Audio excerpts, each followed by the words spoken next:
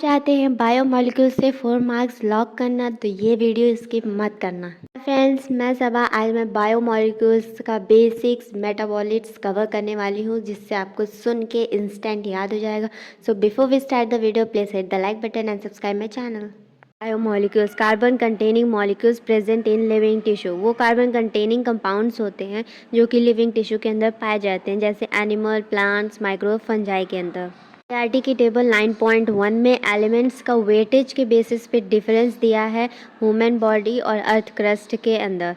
तो उसमें जो ह्यूमन बॉडी में हाइड्रोजन का जो वेट है वो 0.5 दिया है, तो न्यू एनसीईआरटी में वो चेंज होके 9.5 हो गया है। तो आपको टेबल 9.1 जो है अच्छे से एनसीईआरटी से ही लर्न करनी है। Basis of chemical composition of biomolecule. सबसे पहले ऑर्गेनिक कंपाउंड का होगा, जिसमें लीफ या फिर लीवर का कोई एक टिश्यू लिया, उसमें Cl3CCOOH ट्राईक्लोरो एसिटिक एसिड मिला दिया, फिर उसको मोटर एंड पेस्टल में ग्राइंड किया, पेस्ट बनाया, फिर उसको चीज़ क्लोथ या कॉटन क्लोथ से जो है फ़िल्टर किया।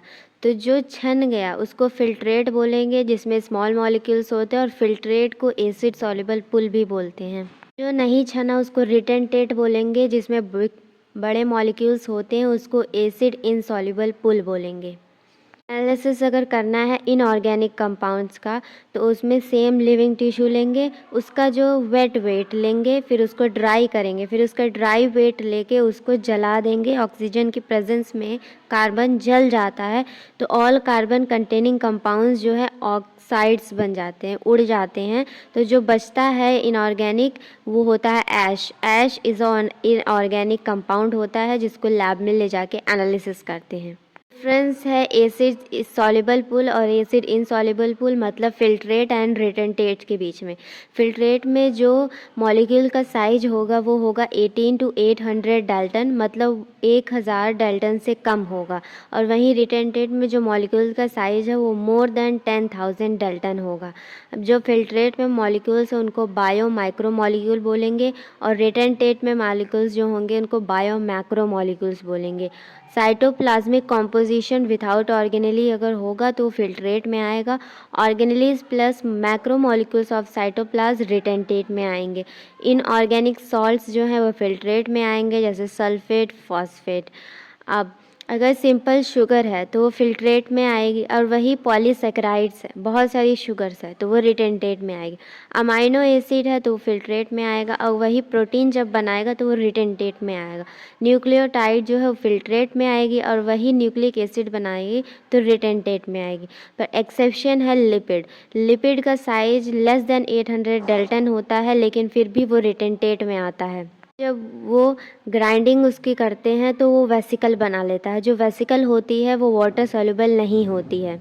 ये प्लाज्मा मेम्ब्रेन का पार्ट है lipid. Moving on metabolites, primary metabolites, secondary metabolites. Primary metabolites में ऑर्गेनिक कंपाउंड्स की रिक्वायरमेंट होती है primary major basic metabolic processes के लिए। और जो प्रोसेसेस होता है जो ऑर्गेनिक कंपाउंड्स का जो फंक्शन है उसको बोलेंगे आइडेंटिफिएबल फंक्शन। जैसे कि फोटोसिंथेसिस प्लांट में होता है, रेस्पिरेशन एनिमल्स में होता है, लिपिड मेटाबॉलिज्म, प्रोटीन मेटाबॉलिज्म, ये सब ऑर्गेनिक कंपाउंड्स की वजह से ही मेटाबॉलिक प्रोसेसेस होते हैं। तो ये जो प्राइमरी मेटाबोलाइट्स में जो ऑर्गेनिक कंपाउंड्स हैं उनका रोल होता है नॉर्मल फिजियोलॉजिकल प्रोसेस में। Now secondary metabolites. Secondary metabolites जो प्रेजेंट होता है प्लांट, फंजाई और माइक्रोब्स में। Organic compounds not in primary metabolites. Organic compounds जो यूज़ नहीं होते हैं प्राइमरी मेटाबोलाइट्स में, वो सेकेंडरी मेटाबोलाइट्स में आते हैं। इनका कोई भी डायरेक्ट रोल नहीं होता है ग्रोथ एंड डेवलपमेंट में।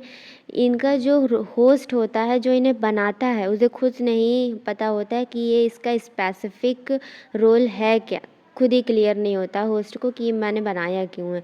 तो इसका जो रोल है वो ह्यूमन वेलफेयर, इकोलॉजिकल इम्पोर्टेंस में होता है, दो चीज़ में, जैसे कि spices, rubber, drugs, pigments, antibiotics, scents, gums.